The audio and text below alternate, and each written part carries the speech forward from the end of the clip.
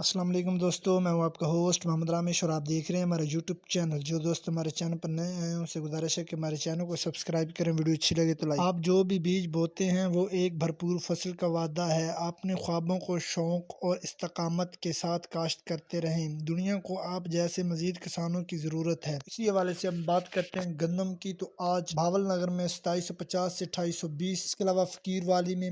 2700 سے 2780، جبکہ حاصل پور میں 2600 سے 2700،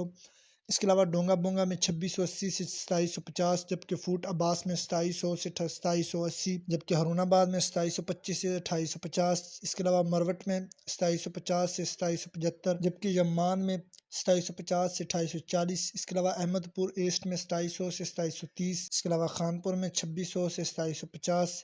جبکہ چشتیاں میں 2660 سے 2745، اس کے علاوہ چچا وطنی میں 2725 سے 2800، جبکہ بوڑے والا میں 2660 سے 2750 تک فیمہ ریٹس رہے،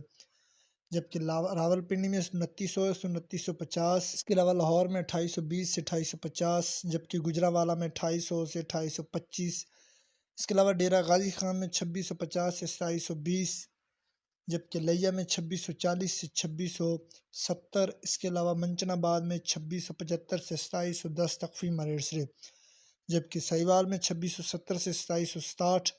اس کے علاوہ وہاڑی میں 2650 سے 2720، جبکہ پاک پتن میں 2780 سے 2900، اس کے علاوہ ٹوبہ ٹیگ میں 2750 سے 2840، جبکہ رحیم یار خان میں 2725 سے 2850،